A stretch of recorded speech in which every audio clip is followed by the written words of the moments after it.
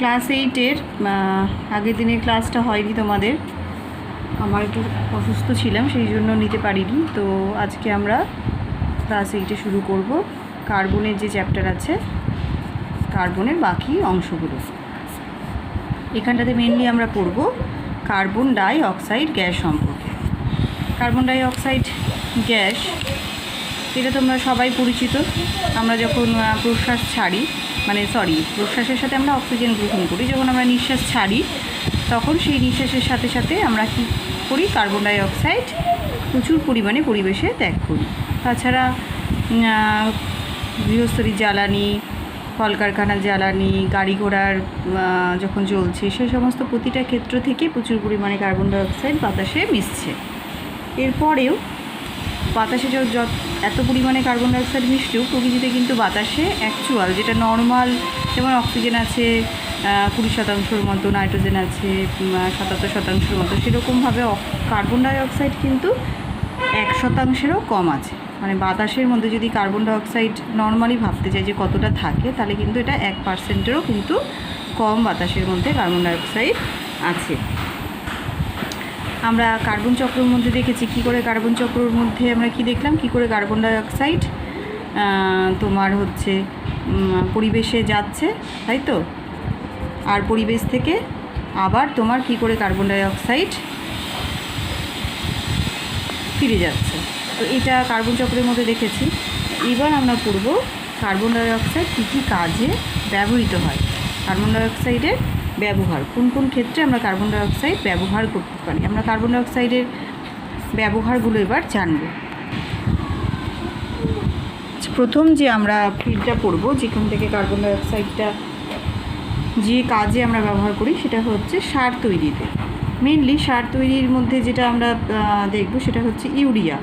ঠিক আছে, সেটা হচ্ছে ইউরিয়া তৈরিতে কীভাবে ব্যবহৃত হয়। ইউরিয়া সংকেত কি? ইউরিয়া সংকেত হচ্ছে CONH2. এবার ইউরিয়াটা যদি আমি পুরো সংকেত লিখতে চাই, তাহলে এরকমভাবে ইউরিয়া হবে NH2. অ্যাকচুয়ালি ইউরিয়া হচ্ছে একটা তোমার জৈব যৌগ। এটা হচ্ছে একটা জৈব যৌগ মানে কি, যারা সজীব উদ্ভিদ বা প্রাণীদেহতে উৎপন্ন হয় তাদের হচ্ছে জৈব যৌগ বলে। তো জৈব যৌগ এটা। এবার জৈব যৌগ যেহেতু উদ্ভিদ প্রাণীদেহ থেকেই উৎপন্ন হয় সেরকম না, এটাকে আমরা কি করতে পারি, আমরা এটাকে পরীক্ষাগারেও তৈরি করতে পারি। ঠিক আছে। তো এই যে ইউরিয়ার যে প্রস্তুতি, ইউরিয়া প্রস্তুতিরই একটা ধাপে কিন্তু আমাদের প্রয়োজন হয় কার্বন ডাই অক্সাইড। যখন আমরা ল্যাবে এটাকে তৈরি করি প্রচুর পরিমাণে, কারণ আমাদের দেশ কৃষিপ্রধান দেশ, তাহলে এখানে আমাদের প্রচুর পরিমাণে কি দরকার, ফসল উৎপাদনের জন্য প্রচুর পরিমাণে সার দরকার। তো সেক্ষেত্রে কিন্তু আমাদের ইউরিয়া তৈরি করতে হয়। ইউরিয়া তৈরি করার জন্য বিক্রিয়াটা হচ্ছে কার্বন ডাই অক্সাইডের সাথে অ্যামোনিয়া বিক্রিয়া ঘটানো হয়। তখন উষ্ণতা দেওয়া হচ্ছে 200 ডিগ্রি সেলসিয়াস আর 150 অ্যাটমসফেরিক চাপে বিক্রিয়াটা ঘটানো হয়। তাহলে কী তৈরি হয় আমাদের তৈরি হয় ইউরিয়া আর জল উৎপন্ন হয়। এই ক্ষেত্রে আমাদের ইউরিয়া তৈরির ক্ষেত্রে প্রচুর পরিমাণে কার্বন ডাই অক্সাইড লাগে। আচ্ছা, দ্বিতীয় নাম্বার পয়েন্ট কি? দ্বিতীয় নাম্বার হচ্ছে কাজ শিল্প। ঠিক আছে, কাজ শিল্পটা কি? কাজ শিল্প হচ্ছে আমাদের যে তোমার বিভিন্ন রকম যন্ত্রপাতি, সেটা যেগুলো সূক্ষ্ম যন্ত্রপাতি থেকে শুরু করে বিভিন্ন পরীক্ষাগারে ব্যবহৃত যন্ত্রপাতি থেকে শুরু করে অনেক কিছুর মধ্যেই কিন্তু আমাদের কাঁচের দরকার আছে। যেমন যদি আমি তোমাদেরকে উদাহরণ জিজ্ঞাসা করতাম, কোন জায়গায় কাঁচ দেখতে পাও তোমরা, তো সবাই বলতে যে ঘরের জানালার মধ্যেই কিন্তু কাঁচের জানলা লাগানো থাকে। তাছাড়া আমরা চশমা অনেকেই ব্যবহার করে, চশমার কাঁচ, তাই না, ক্যামেরার মধ্যে থাকে। ল্যাবরেটরিতে যদি নিয়ে যেতাম, তাহলে তোমরা ল্যাবে গিয়ে দেখতে পেতে ল্যাবরেটরির বেশিরভাগ জিনিসপত্রই হচ্ছে কাচের তৈরি। এছাড়াও বিভিন্ন ক্ষেত্র আছে যেখানে কাঁচ লাগে। তো কাঁচ তৈরি করার প্রধান উপাদান হচ্ছে সোডিয়াম কার্বনেট। কাঁচ তৈরি করার যে প্রধান উপাদান, তার মধ্যে একটা হচ্ছে সোডিয়াম কার্বনেট। তাহলে সোডিয়াম কার্বনেট যৌগটা বুঝতেই পারছো, এটা কিন্তু এর মধ্যে কি আছে, কার্বনেট মূলক আছে। কার্বনেট মূলক তৈরি করার জন্য, মানে এই যে যৌগটা তৈরি করার জন্য আমাদের অবশ্যই প্রচুর পরিমাণে কার্বন ডাই অক্সাইড দরকার। ঠিক আছে, এরপর আমরা আর কী ক্ষেত্রে লাগে সেটা দেখি। 3 নম্বর পয়েন্ট আমরা দেখব অগ্নি নির্বাপক যন্ত্রে। অগ্নি নির্বাপক যন্ত্র তোমরা দেখেছো অনেক জায়গায়, তোমরা সিনেমা হল বলো, শপিং কমপ্লেক্স বলো, এই সেই আরও থাকিস না, শপিং কমপ্লেক্স বলো, এগুলো জায়গায় কি হয়, আগুন ধরে যাওয়ার জন্য কী করা হয়, এরকম লাল রঙের একটা দেখবে বাক্স এখানটাতে লাগানো থাকে, সাইনও দেওয়া থাকে অগ্নি নির্বাপক যন্ত্রের। তো অগ্নি নির্বাপক যন্ত্রের মধ্যে কী ভরা থাকে, কোন গ্যাস ভরা থাকে, কার্বন ডাই অক্সাইড গ্যাস ভরা থাকে। ওখানে সরাসরি ভরা থাকে না কার্বন ডাই অক্সাইড গ্যাস, ওখানে যাতে কার্বন ডাই অক্সাইড বিক্রিয়ার জন্য আমাদের তৈরি হয় হচ্ছে ক্যালসিয়াম কার্বনেট আর HCl। তো এই দুটোকে এমনভাবে রাখা থাকে, এখানে একটা কাঁচ দিয়ে দুটো জিনিস আলাদা করা থাকে, তারপরে জোরে করে বাড়ি মারলে সে কাঁচটা ভেঙে যায়, কাঁচটা ভেঙে গেলে এরা দুজন পরস্পরের টাচে আসে এবং তখন কিন্তু প্রচুর পরিমাণে কার্বন ডাই অক্সাইড উৎপন্ন হয় এবং সেই কার্বন ডাই অক্সাইড আমরা পাইপ দিয়ে যেখানে আগুন ধরেছে সেখানটাতে ব্যবহার করতে পারি। তাহলে এইটা বিক্রিয়া, সেই বিক্রিয়া পাত্রে কিন্তু তখন এই বিক্রিয়াটা সম্পন্ন হয়। তো প্রথম অবস্থায় কার্বন ডাইঅক্সাইড ভরে রাখা থাকে না, এই দুটোকে আলাদা আলাদা চেম্বারে রাখা থাকে এবং দুটো চেম্বারের মধ্যে টাচ যাতে হয় তার জন্য একটা কাঁচ লাগানো থাকে, জোরে করে বাড়ি মারলে কাঁচটা ভেঙে যায়, তখন দুজনের সংস্পর্শে আসে আর বিক্রিয়াটা সম্পন্ন হয়। তো কার্বন ডাইঅক্সাইড গঠিত মানে অগ্নি নির্বাপক যন্ত্রে যে কার্বন ডাইঅক্সাইড ব্যবহার করা হয় এটা দিয়ে সাধারণ আগুন নেভানো যায়, কিন্তু যদি কোনো তেল বা ধাতু সংক্রান্ত যে আগুন, সেই জায়গাগুলোতে যে আগুন লাগে সেই আগুন কিন্তু CO2 দিয়ে নেভানো যায় না। সেক্ষেত্রে আমরা CO2 ব্যবহার করতে পারি না, CO2 দিয়ে নেভানো যায় না।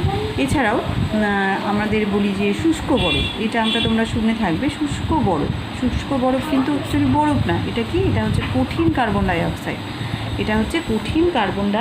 অক্সাইড। এর টেম্পারেচারটা কত, -78 ডিগ্রি সেলসিয়াস।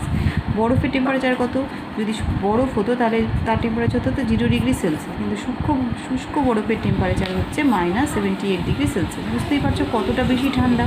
তাহলে এইটাকে আমরা কী হিসেবে ব্যবহার করতে পারি, এটাকে আমরা হিমায়ক রূপে ব্যবহার করতে পারি। হিমায়ক মানে কি, হিমায়ক মানে হচ্ছে ঠান্ডা রাখার জিনিস, যে জিনিসটা কী করে অন্য জিনিসকে ঠান্ডা রাখে, তাই তো, ঠান্ডা রাখার জিনিস। তাহলে আমরা এটাকে বিভিন্ন রকম মাছ মাংস সংরক্ষণ করার কাজে ব্যবহার করতে পারি, তাই তো। আর এটা কিভাবে তৈরি করা হয়, এটাকে তৈরি করার জন্য আমরা যদি প্রথমে কার্বন ডাইঅক্সাইড গ্যাস না হয়, সেই কার্বন ডাইঅক্সাইড গ্যাসটাকে যদি আমরা লিকুইড করে দিই, কার্বন ডাইঅক্সাইডকে গ্যাসকে কী করছি, প্রথমে তরল করছি। তরল করার জন্য কি করা হয়, তাপমাত্রাটা সাধারণই রাখা হয়, তার মানে ঘরের তাপমাত্রা সাধারণ তাপমাত্রায় রাখা হয়, কিন্তু আমাদের চাপটা কমিয়ে দেওয়া হয়। চাপ যেটা নেওয়া হয় সেটা হচ্ছে 60 বায়ুমণ্ডলীয় চাপ নেওয়া হয়। 60 বায়ুমণ্ডলীয় চাপ নেওয়া হয়। 60 বায়ুমণ্ডলীয় চাপ যখন নেওয়া হয় তখন কিন্তু কার্বন ডাইঅক্সাইডটা সেই চাপে কিন্তু তরল কার্বন ডাইঅক্সাইডে পরিণত হয়। এবার তরল কার্বন ডাইঅক্সাইড তুমি বুঝতেই পারছো, চাপ যখন কমাচ্ছ তখন অবশ্যই এটাকে একটা ক্লোজড চেম্বারের মধ্যে কিন্তু রেখে করতে হয়, না হলে তুমি চাপটাকে কমাতে পারবে না। তো এইবার এই যে চাপটা যে কমাচ্ছি এইরকম যে চেম্বারের মধ্যে রেখেছি, তারপর সেই তরল কার্বন ডাইঅক্সাইড থেকে চাপ যেটা আমরা প্রয়োগ করছিলাম সেটা কী করি, হঠাৎ করে যদি তোমার কমিয়ে দিই, কার্বন ডাইঅক্সাইডের উপরে যে চাপটা আছে সেটাকে যদি চাপটাকে আরও কমিয়ে দিই, হঠাৎ করে কমিয়ে দিই, মানে অ্যাট এ সাডেন তোমাকে চাপটা যদি কমায়, তাহলে কিন্তু আমরা দেখব কার্বন ডাইঅক্সাইডটা কী আছে, গ্যাস থেকে তরল হলো, আবার সেটা কী হতে পারবে, গ্যাস হয়ে যেতে চাইবে, কিন্তু দ্রুত বাষ্পীভূত হয়ে যেতে চাইবে, কিন্তু সেই বাষ্পীভূত হতে না পারার জন্য ওটা কিন্তু জমে কিসে পরিণত হবে, জমে কঠিন হয়ে বরফে পরিণত হবে, জমে কঠিন হয়ে বরফ হয়ে যাবে। সেই বরফটা তার মানে নিশ্চয়ই জলের নাম, এখানে কোনো জল ব্যবহার করিনি, এটা কিসের বরফ, এটা হচ্ছে কার্বন ডাইঅক্সাইডের বরফ, যেটাকে আমরা বলছি শুষ্ক বরফ, এবং তার টেম্পারেচারটা কত, -78 ডিগ্রি সেলসিয়াস। তাহলে কী করা হলো, শুষ্ক বরফ তৈরি করার জন্য কার্বন ডাইঅক্সাইড গ্যাসকে সাধারণ তাপমাত্রায় 60 বায়ুমণ্ডলের চাপ প্রয়োগ করলাম, তাহলে কার্বন ডাইঅক্সাইডটা তরল হয়ে গেল। এবার সেই তরলের উপরে যে চাপটা ছিল সেই চাপটাকে আমি হঠাৎ করে সরিয়ে দিলাম, হঠাৎ করে সরালে কার্বন ডাইঅক্সাইডটা দ্রুত বাষ্পীভূত হতে চাইবে, দ্রুত বাষ্পীভূত হতে পারবে না, অ্যাট এ সাডেন এতগুলো গ্যাস একসাথে তরল একসাথে বাষ্পীভূত হতে চাইছে কিন্তু পারছে না, তখন টেম্পারেচারটা হট করে কমে গিয়ে সমস্ত কার্বন ডাইঅক্সাইডটা জমে কঠিন বরফে পরিণত হয়ে যাবে। এটাকে আমরা বলছি শুষ্ক বরফ, ঠিক আছে। তো শুষ্ক বরফ আমরা যেহেতু টেম্পারেচারটা এত কম, তো এটাকে আমরা কিন্তু হিমায়ক রূপে মাছ মাংস সংরক্ষণ কাজে আর বরফ মানে অন্য কিছু ঠান্ডা রাখার কাজেও কিন্তু এটাকে ব্যবহার করতে পারি, ঠিক আছে। আচ্ছা, এবার আমরা দেখব যে এগুলো ছাড়া আর কি কি কাজে ব্যবহার করা যেতে পারে। যেটুকু আমরা আলোচনা করলাম সেটাই আমাদের মোটামুটি মেন আলোচনা। তাছাড়া আমরা দেখব অনেক কার্বনের জাতীয় যৌগ আছে। কার্বনের জাতীয় একটা তো বললাম সোডিয়াম কার্বনেট, এরকম আরও কার্বনের জাতীয় যৌগ আছে। এই কার্বনের জাতীয় যৌগগুলোর মধ্যে কার্বনেট মূলক আছে।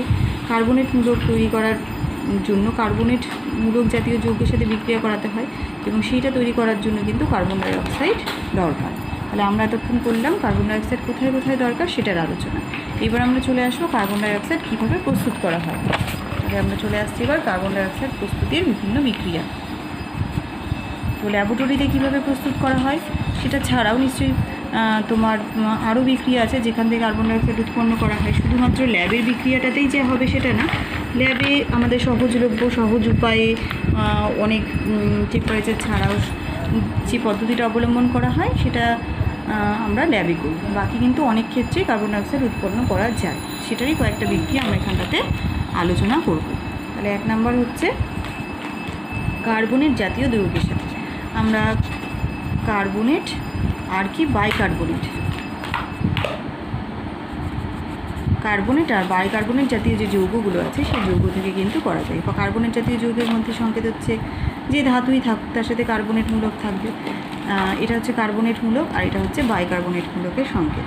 তাহলে আমি এখানটাতে যদি একটা করে ধাতু দিয়ে দিই তাহলে এটা হচ্ছে সোডিয়াম কার্বনেট আর এটা হচ্ছে কি সোডিয়াম বাইকার্বনেট। এখানে 2 দিলাম কারণ এর যোগ্যতা হচ্ছে 2 আর সোডিয়ামের 1, আর এখানটাতে এটা যোগ্যতা যেহেতু 1 আর সোডিয়ামের 1 তাহলে এটা সংকেত হবে Na2CO3। আর এখানে 2 দিয়েছি তার মানে 2 মানে 2Na+, আর এটা CO3। বুঝতেই পারছো সংকেতটা কীভাবে তৈরি হচ্ছে। তো এই জাতীয় যৌগগুলো থেকে কিন্তু আমরা কার্বন ডাই অক্সাইড তৈরি করতে পারি, ঠিক আছে। তো এই জাতীয় যৌগের সাথে যদি আমি এমনি শুধু এদেরকে রেখে দিই তাহলে কিন্তু যদি প্রচণ্ড পরিমাণে উত্তপ্ত করি তাহলেও কার্বন ডাই অক্সাইড উৎপন্ন হবে, আবার যদি কোনো অ্যাসিডের সাথে বিক্রিয়া ঘটায় তাহলেও কার্বন ডাই অক্সাইড উৎপন্ন হবে। আমরা দেখি কীভাবে বিক্রিয়াগুলো করছে। 1 নম্বর আমাদের আছে বইয়ের মধ্যে আলোচনা যেগুলো আছে সেগুলোই আমি বলছি। লেড কার্বনেটের সাথে নাইট্রিক অ্যাসিডের বিক্রিয়া। লেড কার্বনেটের সাথে নাইট্রিক অ্যাসিডের বিক্রিয়া যদি করাই তাহলে দেখো সবসময় অ্যাসিডের যে ঋণাত্মক পার্টটা আছে, ঠিক আছে, আর মধ্যে অ্যাসিডের কী আছে প্রতিস্থাপনযোগ্য হাইড্রোজেন পরমাণু। এই হাইড্রোজেনটা সরে যাবে, সরে গিয়ে সেখানটাতে কী ঢুকবে ধাতু। সব সময় একটা নিয়ম খেয়ে মনে রাখবে অ্যাসিডের মধ্যে যে প্রতিস্থাপনযোগ্য হাইড্রোজেনটা আছে সেটা ধাতু দ্বারা প্রতিস্থাপিত হয়, ঠিক আছে। সেটা কি হয় ধাতু দ্বারা প্রতিস্থাপিত হয়। তুমি যে ধাতুই থাক না কেন অ্যাসিড ছাড়া অন্য যে যৌগটা নিচ্ছ সেখানে যে ধাতুই থাক না কেন সেই ধাতুটাকে কী করতে হয় এই অ্যাসিড থেকে হাইড্রোজেনটাকে সরিয়ে দিতে হয়, ধাতুটাকে ওখানে বসিয়ে দিতে হয়, তারপর তাদের যোজ্যতা মেলাতে হয়, তাহলেই সংকেত তৈরি হয়ে যাবে। তাহলে আমি হাইড্রোজেনের জায়গায় লেডকে বসিয়ে দিলাম, তারপরে আমি কি আছে আমার এই পোর্শনে নাইট্রেট লিখলাম। এবার লেডের যোজ্যতা হচ্ছে 2 আর নাইট্রেটের 1, তাহলে সংকেতটা হবে এইটা, ঠিক আছে। তার সাথে আমাদের যেটা উৎপন্ন হবে সেটা হচ্ছে অ্যাসিড যখনই এই ধরনের কার্বনের জাতীয় যৌগের সাথে বিক্রিয়া করবে অবশ্যই তৈরি করবে কার্বন ডাই অক্সাইড। এবং তৈরি হবে কার্বন ডাই অক্সাইড আর তৈরি হবে হচ্ছে জল, কারণ হাইড্রোজেন আছে তাহলে এখানটাতে তৈরি হবে হচ্ছে জল, ঠিক আছে। আচ্ছা 2 নম্বর বিক্রিয়াটা আমরা দেখি কী হবে।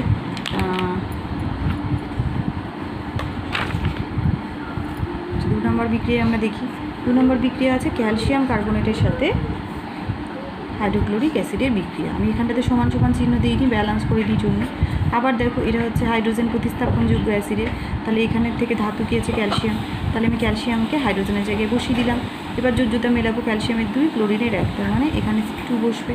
আর বললাম কার্বনের জাতীয় যৌগ যখনই বিক্রিয়া করে তখন সেখান থেকে কার্বন ডাই অক্সাইড উৎপন্ন হয়, তার মানে এখানে হয়ে যাবে CO2, আর হাইড্রোজেন আছে তার মানে অবশ্যই তৈরি হবে হচ্ছে জল। তাহলে এইভাবে কার্বনের জাতীয় যৌগরা অ্যাসিডের সাথে বিক্রিয়া করে কী তৈরি করে জল আর লবণ, কার্বন ডাই অক্সাইড আর জল তৈরি করে।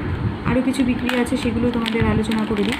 3 নম্বর বিক্রিয়া আমাদের যেটা আছে সেটা হচ্ছে সোডিয়াম কার্বনেট আর তোমার সালফিউরিক অ্যাসিড।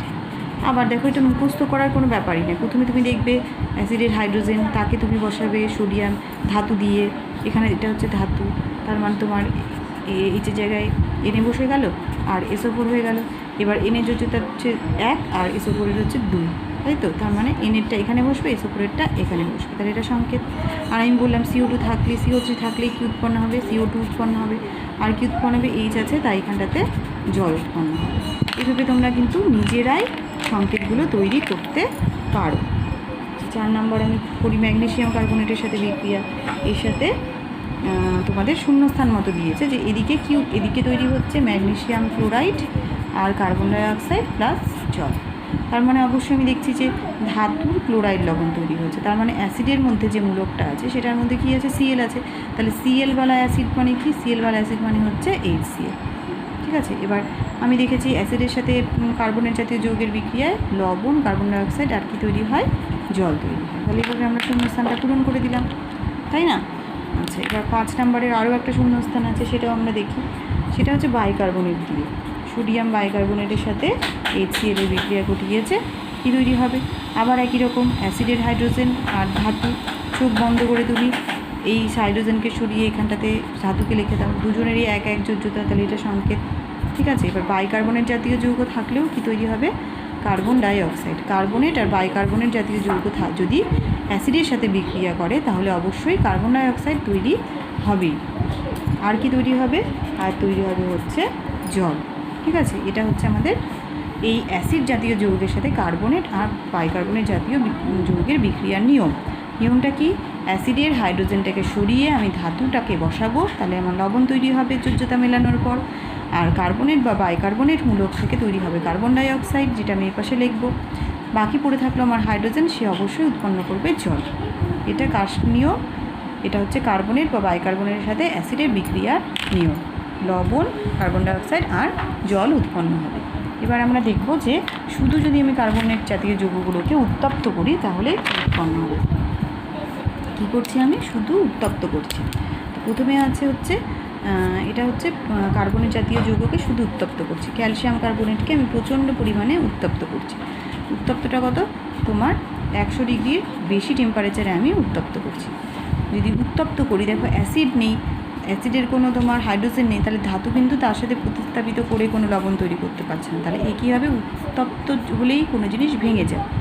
কোনো যৌগকে যদি উত্তপ্ত করি তাহলে সে ভেঙে যায়। তাহলে এটা কী তৈরি করবে, এটা ভেঙে গিয়ে তৈরি করবে ধাতব অক্সাইড আর কার্বন ডাইঅক্সাইড, কারণ এখান থেকে কার্বন ডাইঅক্সাইড যৌগটা গ্যাসীয় এবং বেরিয়ে যাওয়া সহজ, তাই ক্যালসিয়াম কার্বনেট আর কার্বন ডাইঅক্সাইড তৈরি করবে।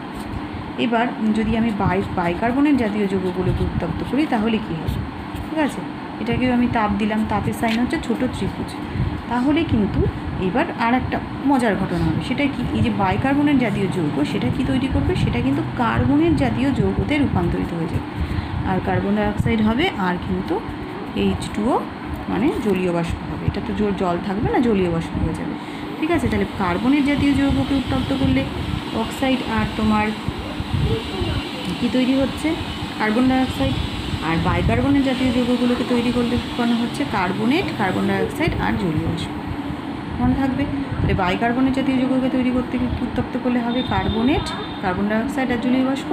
আর যেটা তোমার কার্বনেট জাতীয় যৌগকে যখন অনেক বেশি তাপমাত্রায় উত্তপ্ত করছে সে তৈরি করছে অক্সাইড আর কার্বন ডাইঅক্সাইড গ্যাস। এইভাবে তোমাদের আরও কিছু শূন্যস্থান আছে, সেই শূন্যস্থানগুলো আমরা এখানটাতে ফিল আপ করে নিই। কী কী শূন্যস্থানের কী কী বিক্রিয়া এখানটাতে হতে পারে অন্যদের সাথে। ভালো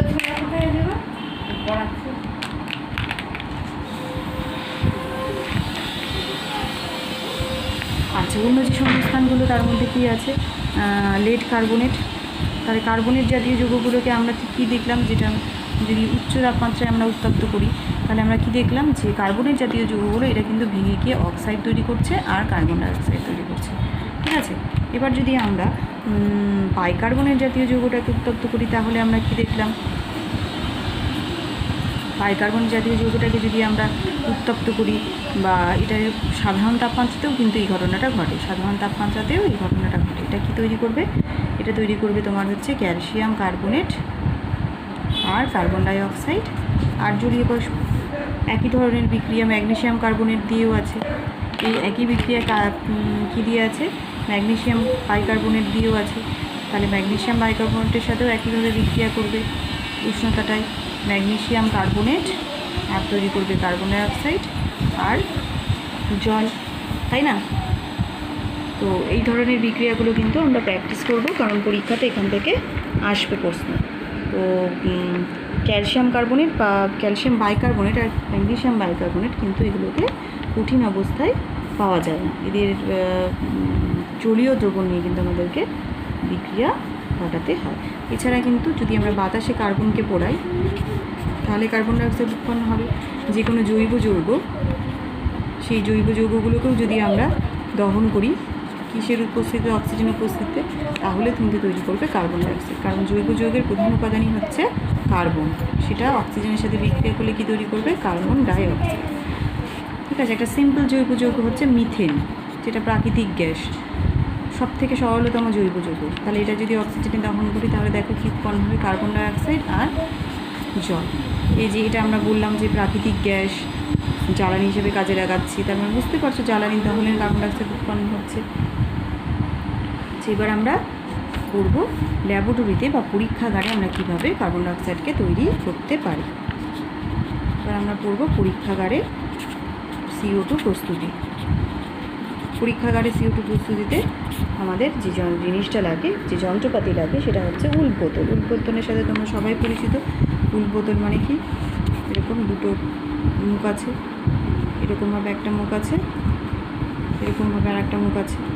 ঠিক আছে, তো এই মুখে অবশ্যই একটা করে কর্ক লাগানো থাকে, যাতে তোমার কোনো কিছু এই মুখ দিয়ে, দুটো মুখ দিয়ে বেরিয়ে যেতে না পারে। এর মধ্যে কী লাগানো থাকে, এর মধ্যে লাগানো থাকে নির্গমন, মানে যেটা দিয়ে বেরিয়ে যাবে কোনো জিনিস। আর এটার মধ্যে লাগানো থাকে হচ্ছে দীর্ঘনল ফানেল। দীর্ঘনল ফানেল, ফানেল দিয়ে আমাদেরকে ঢালতে হবে। ঠিক আছে, তাহলে উলবোতল নিলাম। আর গ্যাসটাকে সংগ্রহ করার জন্য আমাদের কী লাগবে, গ্যাসটাকে সংগ্রহ করার জন্য আমাদের লাগবে একটা গ্যাস জার। গ্যাসটাকে সংগ্রহ করার জন্য আমরা নেব হচ্ছে একটা গ্যাস জার। এরকমভাবে আমরা গ্যাস জার নেব। এখানে কিন্তু কোনো জলপূর্ণ গ্যাস জনি লাগছে না, কোনো জলপূর্ণ গ্যাস জনি এখানটাতে লাগছে না। তাহলে উলবোতল, নির্গমনল, দীর্ঘনল ফানেল, গ্যাস জার আর কটা হচ্ছে আমাদের প্রয়োজনীয় যন্ত্রপাতি। আমরা কী কী নিব বিক্রিয়াটা করার জন্য, আমাদের রাসায়নিক দ্রব্য হিসেবে কী নিব, আমরা রাসায়নিক দ্রব্য হিসেবে নিব হচ্ছে মার্বেল পাথর, যেটা সংকেত কি, ক্যালসিয়াম কার্বনেট। আর 2 নম্বর আমরা নিব হচ্ছে লঘু hydrochloric acid, dilute HCl। Dilute মানে হচ্ছে লঘু, লঘু হাইড্রোক্লোরিক অ্যাসিড। তাহলে রাসায়নিক দ্রব্য হিসেবে আমরা নিলাম মার্বেল পাথর আর লঘু হাইড্রোক্লোরিক অ্যাসিড। ঠিক আছে, তো প্রথমে আমরা এখানটাতে নিয়ে নিচ্ছি হচ্ছে মার্বেল, এখানটাতে আমরা কী নিচ্ছি, এখানে নিচ্ছি আমরা মার্বেল পাথরের টুকরো। এখানে আমরা নিয়ে নিলাম হচ্ছে মার্বেল পাথরের টুকরো, এখানে আমরা নিচ্ছি মার্বেল পাথরের টুকরো। এবার এখান দিয়ে আমি কী ধরে ঢালবো, এখান দিয়ে আমরা ঢালবো হচ্ছে ডাইলিউট HCl। এখান দিয়ে আমরা ঢালছি হচ্ছে ডাইলিউট HCl। তাহলে ডাইলিউট HClটা এখানটাতে পড়ছে। ঠিক আছে, ডাইলিউট HClটা এইভাবে মার্বেল পাথরের সাথে বিক্রিয়া ঘটাচ্ছে, টাচে আসছে, টাচে এসে বিক্রিয়া ঘটাচ্ছে। বিক্রিয়া ঘটালে কী হবে, বিক্রিয়া ঘটালে এখান দিয়ে উৎপন্ন হবে বুদবুদ বুদবুদ করে উৎপন্ন করবে কার্বন ডাইঅক্সাইড। তাহলে এ তো এই দিক দিয়ে যেতে পারছে না, কারণ এই নলটা এই ডোবানো আছে।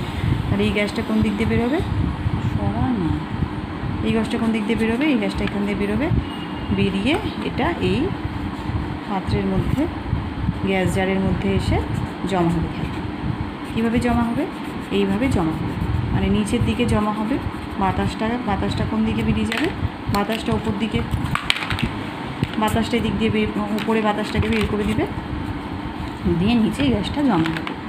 তার কারণ কি, তার কারণ বুঝতেই পারছো, কার্বন ডাইঅক্সাইড হচ্ছে বাতাসের থেকে ভারী, তাই বাতাসটাকে বের করে দিয়ে কার্বন ডাইঅক্সাইড নিচের দিকে জমা হয়েছে। তাহলে পুরো ব্যাপারটা যদি আমরা একবার বলি, আলোচনা করি, তাহলে কি বলবো, উলবোতলের মধ্যে প্রথমে মার্বেল পাথরের টুকরো নিলাম, তারপর দীর্ঘনল ফানেল দিয়ে আমরা লঘু হাইড্রোক্লোরিক অ্যাসিড ঢাললাম। যখনই লঘু হাইড্রোক্লোরিক অ্যাসিড মার্বেল পাথরের সংস্পর্শে আসলো, তখন উভয়ের বিক্রিয়ায় তৈরি হলো কার্বন ডাইঅক্সাইড। কার্বন ডাইঅক্সাইডটা দীর্ঘনল ফানেল দিয়ে বেরিয়ে যেতে পারছে না, সুতরাং সে নির্গমনল দিয়ে বেরোচ্ছে। নির্গমনল দিয়ে বেরিয়ে গ্যাস জারের মধ্যে জমা হচ্ছে। যেহেতু কার্বন ডাইঅক্সাইড বাতাসের থেকে ভারী, তাই কার্বন ডাইঅক্সাইড বাতাস থেকে বাইরে অপসারণ করে সেটাকে কী করছে, নিচের দিকে কার্বন ডাইঅক্সাইডটা জমা হচ্ছে। ঠিক আছে, সম্পূর্ণ কার্বন ডাইঅক্সাইড ভরে গেলে আমি এখানটাতে মুখটা বন্ধ করে গ্যাস জারটাকে আলাদা রেখে দিই। এবার এই ক্ষেত্রে কিছু কিছু ব্যাপার আছে, যেমন যদি আমি মার্বেল পাথরের টুকরোটাকে অনেক তোমার একটা টুকরো না নিয়ে যদি ছোটো ছোটো ছোটো ছোটো টুকরো করি তাহলে কী ঘটবে, একটা বড় টুকরো, একটা মার্বেল পাথরের বড় টুকরো নিয়ে একবার বিক্রিয়া করলাম, একবার অনেক ছোটো ছোটো ছোটো ছোটো মার্বেল পাথরের টুকরো নিয়ে বিক্রিয়া করলাম, কী পরিবর্তন তুমি লক্ষ্য করবে? বড় পাথরের টুকরোতে একটাই ওপেন সারফেস আছে, কিন্তু যখনই আমি অনেক ছোটো ছোটো টুকরো করছি তখন কি হচ্ছে, তার ওপেন সারফেসটা বেড়ে যাচ্ছে। তুমি যদি একটা এরকম বড় এরকম জিনিস নিয়ে যেটা হবে, আর যদি এরকম ছোটো ছোটো ছোটো ছোটো ছোটো ছোটো এই বড় জিনিসটাকে ভেঙে ভেঙে ছোটো ছোটো করে দিলে, তাহলে কি দেখছি আমরা, এই যে ওপেন স্পেসটা সেটা কী হচ্ছে, এদের ক্ষেত্রে বেড়ে যাচ্ছে, তার ফলে কী হচ্ছে, বেশি পরিমাণে বিক্রি হচ্ছে, তাহলে বিক্রিয়া বেশি হচ্ছে, তাই না? ওপেন স্পেসটা বেশি হচ্ছে, মোট ক্ষেত্রফল বেশি হচ্ছে, তাই কিন্তু বেশি বিক্রিয়া হচ্ছে। ঠিক আছে, এবার যদি মনে করো আমরা কার্বনেট বা বাইকার্বনেটের তোমার হচ্ছে যে বিক্রিয়াগুলো দেখলাম, সেক্ষেত্রে আমরা যদি ওদেরকে ভেঙে দিয়ে ওদেরকে দ্রবণ হিসেবে বানাই, তাহলে কার্বনেট বা বাইকার্বনেটের গাঢ়ত্ব যত বাড়বে তত বেশি বেশি পরিমাণে বিক্রিয়া হবে, তাই না? যদি অ্যাসিড যেটা নিচ্ছি, সেই অ্যাসিডের ক্ষেত্রে কী হবে, এক্ষেত্রে কিন্তু আমরা ব্যবহার করছি লৌহ হাইড্রোক্লোরিক অ্যাসিড। কিন্তু এমনি নর্মাল সময় যদি আমরা বিক্রিয়া যে কার্বনের সাথে করছি, সেক্ষেত্রে কিন্তু যখন আমরা অ্যাসিডের গাঢ়ত্ব পরিবর্তন করব, সেক্ষেত্রে কিন্তু বিক্রিয়াটা দ্রুত হবে। ঠিক আছে, তো এগুলো গেল আমাদের মোটামুটি গাঢ়ত্ব পরিবর্তন করলে, মার্বেল পাথরকে টুকরো করলে কী কী হয় সেইটা সম্পর্কিত আলোচনা। এবার আমরা দেখব হচ্ছে কীভাবে কার্বন ডাইঅক্সাইডকে আমরা সংগ্রহ করছি। আমরা কার্বন ডাইঅক্সাইডকে সংগ্রহ করছি হচ্ছে বাতাসে, উপরে বাতাসটাকে সরিয়ে দিয়ে নিচে কার্বন ডাইঅক্সাইডকে সংগ্রহ করছি। এটার কারণ কি? এটার কারণ হচ্ছে কার্বন ডাইঅক্সাইড বাতাসের থেকে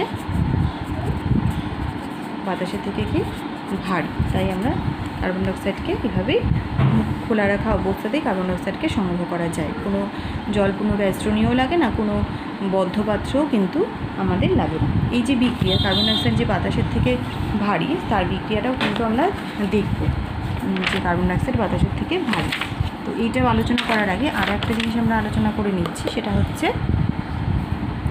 আমরা যে বিক্রিয়াটা করলাম সেটা মার্বেল পাথরের সাথে আমরা করলাম হচ্ছে ডাইরেক্ট এই সেলের বিক্রিয়া। দেখো কী তৈরি হলো, আমরা আবার দেখো অ্যাসিডের সাথে কার্বনেটের বিক্রিয়া, হাইড্রোজেনকে সরিয়ে কে বসবে, ধাতু বসবে, তাহলে ক্যালসিয়াম বসে গেল এইচের জায়গায়, ক্যালসিয়ামের 2, ক্লোরিনের 1, তাহলে CaCl2। তারপরে বলেছি কার্বনের জাতীয় যৌগ অ্যাসিডের সাথে বিক্রিয়া করলে কী তৈরি করবে, কার্বন ডাইঅক্সাইড আর H2। এবার ব্যালেন্স করতে হবে।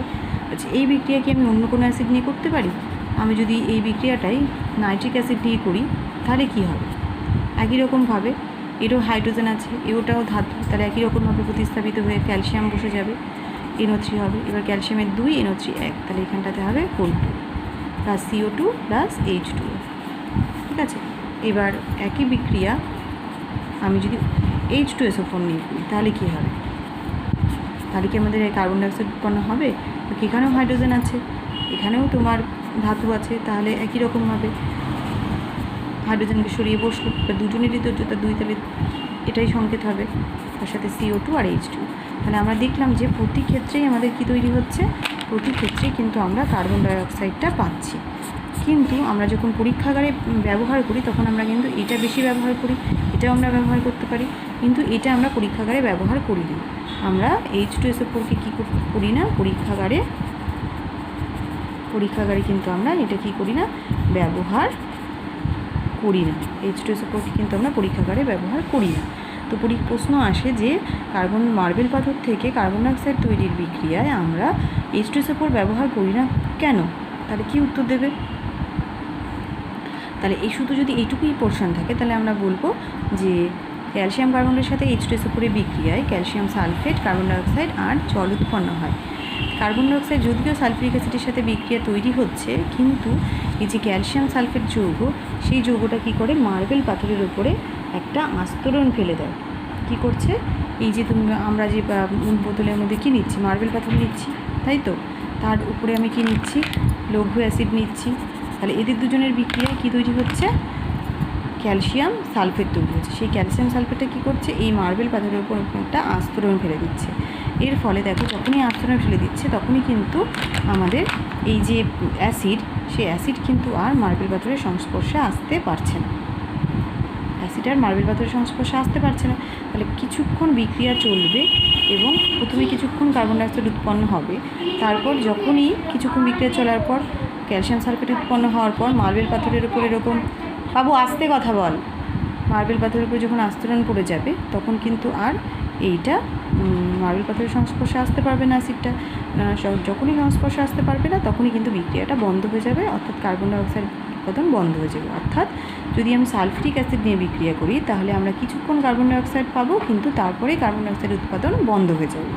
জাস্ট এইটুকু প্রথমে শুরু করবে যে যদি আমরা সালফিউরিক অ্যাসিড নিয়ে বিক্রিয়াটা ঘটাই তাহলে আমরা কিছুক্ষণ কার্বন ডাইঅক্সাইড পাবো, কিন্তু তারপরে কার্বন ডাইঅক্সাইডের উৎপাদন বন্ধ হয়ে যাবে। তার কারণ মার্বেল পাথরের সাথে সালফিউরিক অ্যাসিডের বিক্রিয়ায় যে ক্যালসিয়াম সালফেট উৎপন্ন হচ্ছে সেটি মার্বেল পাথরের উপরে একটা আস্তরণ ফেলে দিচ্ছে, এর ফলে সালফিউরিক অ্যাসিড আর মার্বেল পাথরের সংস্পর্শে আসতে পারছে না, তারপরে বিক্রিয়া বন্ধ হয়ে যাচ্ছে এবং কার্বন ডাইঅক্সাইড উৎপাদনও বন্ধ হয়ে যাচ্ছে। কিন্তু যদি আমরা হাইড্রোক্লোরিক অ্যাসিড আর নাইট্রিক অ্যাসিড নিয়ে বিক্রিয়া ঘটাই তাহলে কিন্তু যে ক্যালসিয়াম ক্লোরাইড আর ক্যালসিয়াম নাইট্রেট উৎপন্ন হচ্ছে সেই দুটো যৌগ কিন্তু জলে দ্রাব্য, এরা কিন্তু এরকমভাবে কোনো আস্তরণ ফেলে না, এরা যেহেতু জলে, এটা জলে দ্রাব্য, এটাও জলে দ্রাব্য, আবার এটাও কিন্তু জলে দ্রাব্য। যেহেতু এরা জলে দ্রাব্য তাই মার্বেল পাথরের উপর কোনো আস্তরণও ফেলে না, তার ফলে কিন্তু অ্যাসিডটা মার্বেল পাথরের সংস্পর্শে আসতে পারে এবং কার্বন ডাইঅক্সাইডের উৎপাদনও চলতে থাকে। তাই আমরা পরীক্ষাগারে নাইট্রিক অ্যাসিড ব্যবহার করতে পারি, হাইড্রোক্লোরিক অ্যাসিড ব্যবহার করতে পারি, কিন্তু সালফিউরিক অ্যাসিড ব্যবহার করতে পারি না। ঠিক আছে, তাহলে এই পরীক্ষা সংক্রান্ত এটা আমাদের উত্তর। এবার আমরা চলে আসছি কার্বন ডাইঅক্সাইডের ধর্ম। কার্বন ডাইঅক্সাইডের ধর্ম প্রথমে আমরা পড়বো হচ্ছে ভৌত ধর্ম। ভৌত ধর্মের মধ্যে প্রথমেই হচ্ছে বাতাসের থেকে কার্বন ডাইঅক্সাইড ভারী, তার পরীক্ষা। কি পরীক্ষাটা করা হয়েছে? এটার মধ্যে তুমি বাড়িতে নিজেও করতে পারবে।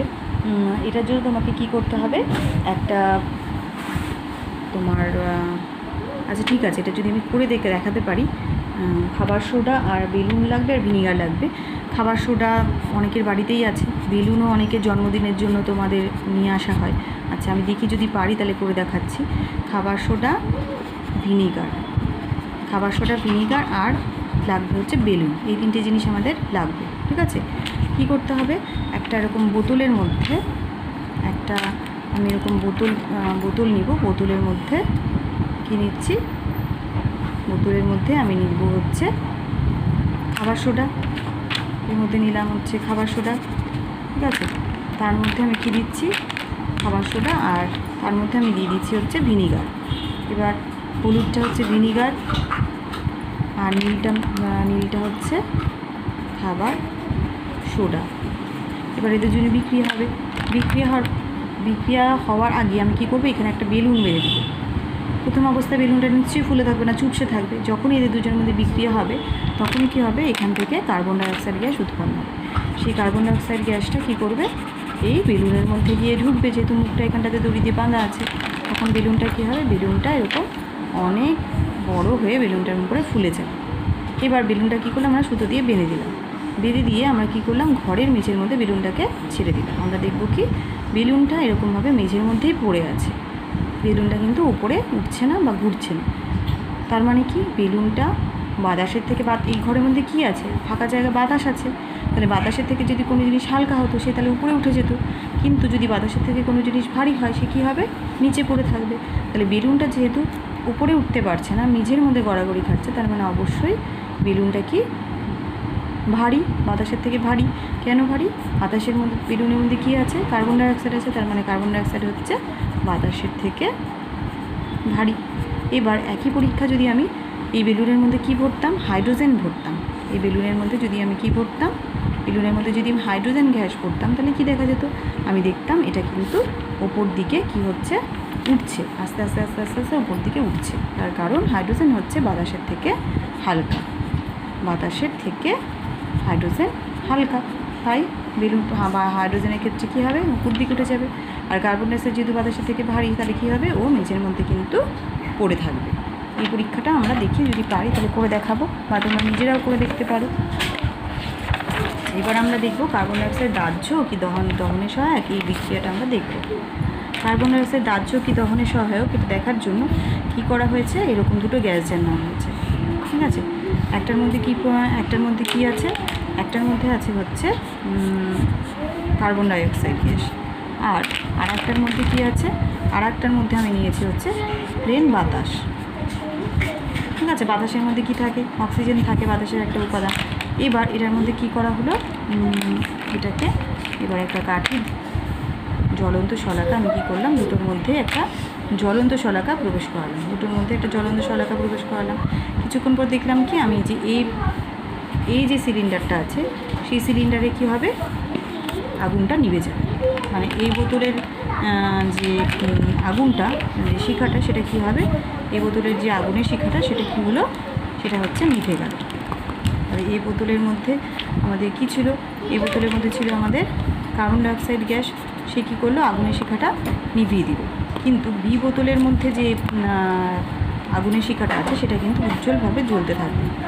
বি বোতলের মধ্যে যে তোমার গ্যাসটা আছে সেটা কি হবে, উজ্জ্বল শিখায় কিন্তু জ্বলতেই থাকবে, এটা কিন্তু উজ্জ্বল শিখায় জ্বলতেই থাকবে। তার মানে কি, কার্বন ডাইঅক্সাইড দহনে সহায়ক কি সহায়ক, দহনে সহায়ক নয়। আর বাতাসের মধ্যে যেহেতু অক্সিজেন আছে, তার মানে বায়ু দহনে সহায়ক, যেহেতু অক্সিজেন আছে, বায়ুর মধ্যে অক্সিজেন আছে, তাই দহনে সহায়ক, ঠিক আছে। এবার কি করা হলো, এবার এ সিলিন্ডারের উপরে বি সিলিন্ডারটাকে উল্টো করে দেবো। আমরা কি করছি, বি যে সিলিন্ডার আছে বি এর উপরে এটাকে এরকম করে উল্টো করে বসিয়ে দেওয়া, ঠিক আছে। তাহলে বিতে আছে কি, বিতে আছে বায়ু, আর এতে আছে কি, এতে আছে কার্বন ডাইঅক্সাইড। এবার কার্বন ডাইঅক্সাইড বায়ুর থেকে ভারী, তার মানে কার্বন ডাইঅক্সাইড কী হবে, কার্বন ডাইঅক্সাইড কিন্তু উপর থেকে ধীরে ধীরে নিচের দিকে নেমে আসবে। আর বাতাস যেহেতু কার্বন ডাইঅক্সাইডের থেকে হালকা, তাহলে বাতাস কিন্তু এখান থেকে ধীরে ধীরে উপর দিকে পড়তে থাকবে, তাই তো। এবার একই রকমভাবে কিন্তু আমরা যদি আগুন জ্বালাই, তাহলে আমি দেখব কি, এখন আমার কি হয়েছে, এখন আমার বি যে চেম্বারটা ছিল তার মধ্যে কি চলে এসছে, আর এই চেম্বারে কি চলে এসছে আমাদের। এখন দেখো কার্বন ডাইঅক্সাইডটা কী হয়েছে, উপর থেকে নিচের দিকে নেমে গেছে, তার মানে বি চেম্বারে চলে এসছে আমাদের কার্বন ডাইঅক্সাইড, আর এ চেম্বারে কি চলে গেছে, এ চেম্বারে এখন আমাদের চলে গেছে হচ্ছে বায়ু, তাই না। তাহলে এখানে চলে গেছে আমাদের বায়ু, আর এখানে চলে এসছে কি, বি চলে এসছে কার্বন ডাইঅক্সাইড। কেন, কারণ কার্বন ডাইঅক্সাইডটা হচ্ছে ভারী, তাই এটা নিচে নেমে গেল। কার্বন ডাইঅক্সাইডটা কী হলো, উপর থেকে কিন্তু নিচের দিকে নেমে আসলো। আর বাতাসটা হালকা, তাই বাতাসটা কী হলো, নিচ থেকে কী হলো, নিচ থেকে উপরে চলে গেলো। তাহলে এটা নিচ থেকে উপরে চলে গেল। আর কার্বন ডাইঅক্সাইডটা কী হলো, কার্বন ডাইঅক্সাইডটা ভারী যেহেতু, তাই উপর থেকে নিচে চলে আসলো। তাহলে আমাদের বি পাত্র হয়ে গেল কার্বন ডাইঅক্সাইড, এ পাত্র হয়ে গেল বায়ু। আবার একই রকমভাবে যদি আমি জ্বলন্ত শলাকা দুজনের মধ্যে প্রবেশ করি, তাহলে আমি কী দেখব, এ চেম্বারটা এবারে উজ্জ্বল শিখায় জ্বলছে, কিন্তু বিয়ের আগুনটা আর জ্বলছে না, নিভে গেছে, ঠিক আছে। তাহলে এই পরীক্ষা দিয়ে প্রমাণ কী হলো, যে কার্বন ডাইঅক্সাইড বাতাসের থেকে ভারী এবং কার্বন ডাইঅক্সাইড দহনে সহায়ক নয়, ঠিক আছে। দুটোই একসাথে কিন্তু আমরা এই পরীক্ষাতে প্রমাণ করতে পারলাম। আস্তে কথা বল না রে তোরা। এবার আমরা পড়ব কার্বন ডাইঅক্সাইডের অন্য যে আরবিক ধর্ম আছে সেই ধর্মগুলো। তাহলে এই ধর্মগুলো পড়ব, সেটা হচ্ছে জলের মধ্যে কার্বন ডাইঅক্সাইড দ্রবীভূত হয় কি, জলে দ্রাব্যতা, জলে যদি দ্রবীভূত হয় তাহলে কি তৈরি করে। আমরা যে গ্যাস জারটা নিয়েছিলাম, ঠিক আছে, সেই গ্যাস জারটাকে কী করলাম, আমি এবার জল দিয়ে পূর্ণ করে দিলাম। গ্যাস জারটাকে আমি কী করলাম, জল দিয়ে পূর্ণ করে দিলাম। এবার নির্গম যে নলটা ছিল, আমি আর এই পোর্শনটা আঁকাচ্ছি না, নির্গম নলটার মধ্যে দিয়ে কী আসছিল, নির্গম নলের মধ্যে দিয়ে আসছিল কার্বন ডাইঅক্সাইড। সেই কার্বন ডাইঅক্সাইডটা তাহলে এবার কী হচ্ছে, জলের মধ্যে এসে মিশে যাচ্ছে। এবার আমি দুটো পাত্র নিলাম, একটা পাত্রের মধ্যে কী করলাম, এটা এই সাইডটা কিন্তু উল বোতল আছে, আমি কিন্তু আর এই দিকটা আঁকালাম না, ঠিক আছে। এখানে কি আছে, উল বোতল আছে, যেখানে তৈরি হচ্ছে কার্বন ডাইঅক্সাইড। তার মানে এই যেটা আসছে এখানটা দিয়ে, সেটা হচ্ছে কার্বন ডাইঅক্সাইড। আর এর মধ্যে কি আছে, এর মধ্যে আছে জল। এবার তাহলে কার্বন ডাইঅক্সাইড জলের মধ্যে এসে মিশছে। আর এই পাত্রের মধ্যে কি নিয়েছি, এই পাত্রের মধ্যে আমরা শুধুই জল নিয়েছি, এই পাত্রের মধ্যে আমরা শুধুই জল নিয়েছি, ঠিক আছে। এবার আমরা একটা নীল লিটমাস আর একটা লাল লিটমাস কাগজ এর মধ্যে ডোবাবো। কী করলাম, একটা নীল লিটমাস আর একটা কি লাল লিটমাস, এরা কিন্তু এই কাগজটা এর মধ্যে ডোবালাম, এখানেও ডোবালাম, এটা নীল লিটমাস ডোবালাম আর একটা হচ্ছে লাল লিটমাস জলের মধ্যে ডোবালাম। তাহলে এরা কি, এরা হচ্ছে লাল আর নীল লিটমাস কাগজ। কি দেখা যাবে, আমরা দেখব যে জলের মধ্যে যে লিটমাস কাগজগুলো নিয়েছি তার কিন্তু কোনো বর্ণের পরিবর্তন হয়নি। তার মানে জলে যে লিটমাসগুলো আছে সেই লিটমাসের বর্ণের পরিবর্তন হয়নি। কিন্তু আমরা যে অ্যাসিডটা যে জলের মধ্যে এসে মিশছে তার মধ্যে কিন্তু যে লাল লিটমাসটা ছিল তার বর্ণের পরিবর্তন হয়নি, কিন্তু যে নীল লিটমাসটা ছিল সেটা কী হয়ে গেছে, লাল হয়ে গেছে। তার মানে নীল লিটমাসটা কী হয়েছে, নীল লিটমাসটা কিন্তু লাল হয়ে গেছে। তাহলে লাল লিটমাসটা কী হয়েছে, লাল লিটমাস বর্ণ পরিবর্তন হয়নি, কিন্তু আমরা যে নীল লিটমাস নিয়েছি সেই নীল লিটমাসটা কী হয়েছে, নীল লিটমাসটা কী হয়ে গেছে, লাল হয়েছে। সেই নীল লিটমাসটা কী হয়েছে, লাল হয়েছে। নীল লিটমাসকে যদি লাল হয়ে যায় তাহলে আমরা বুঝবো কি, সেই জলীয় দ্রবণটা কি, আম্লিক। জলীয় দ্রবণটা কেমন, সেই জলীয় দ্রবণ হচ্ছে আম্লিক, কারণ আম্লিক জলীয় দ্রবণই কী করতে পারে, নীল লিটমাসকে লাল করতে পারে। ঠিক আছে, তাহলে এই পরীক্ষা দিয়ে প্রমাণিত কী হচ্ছে যে কার্বন ডাইঅক্সাইড জলে দ্রবীভূত হয় এবং দ্রবীভূত হয়ে কী তৈরি করে, অ্যাসিড তৈরি করে। কার্বন ডাইঅক্সাইড জলে দ্রাব্য এবং কার্বন ডাইঅক্সাইড জলে দ্রবীভূত হয়ে অ্যাসিড তৈরি করে। কী অ্যাসিড তৈরি করে, বিক্রিয়াটা লিখলে আমি বুঝব। কার্বন ডাইঅক্সাইড প্লাস জল তৈরি করবে হচ্ছে কার্বনিক অ্যাসিড, তৈরি করে কার্বনিক অ্যাসিড। ঠিক আছে, এই যে আমরা জলের মধ্যে যে উদ্ভিদগুলো আছে সেই উদ্ভিদগুলো আমরা জানি যে উদ্ভিদরা কার্বন ডাইঅক্সাইড গ্রহণ করে দিয়ে সালোকসংশ্লেষ প্রক্রিয়ায় খাদ্য তৈরি করে। তাহলে জলের মধ্যে যদি কার্বন ডাইঅক্সাইড না দ্রবীভূত হতে পারতো তাহলে জলে দ্রবীভূত যে উদ্ভিদগুলো আছে তারা কিন্তু খাদ্য তৈরি করতে পারতো না। তারা কী করে, জলের মধ্যে যে দ্রাব্য কার্বন ডাইঅক্সাইড আছে সেটা গ্রহণ করে এবং সেইভাবে তারা কিন্তু খাদ্য তৈরি করে। তাহলে জলে কার্বন ডাইঅক্সাইড দ্রবীভূত থাকার এটা একটা সুফল যে জলজ উদ্ভিদের খাদ্য তৈরি করতে পারছে। আরও একটা উদাহরণ তোমরা দেখতে পাবে যে কোল্ড ড্রিঙ্কসের বোতল যখন ঝাঁকিয়ে খোলা হয় তখন প্রচুর বুদবুদ করে গ্যাস বেরিয়ে যায়, সেই গ্যাসটা হচ্ছে কার্বন ডাইঅক্সাইড।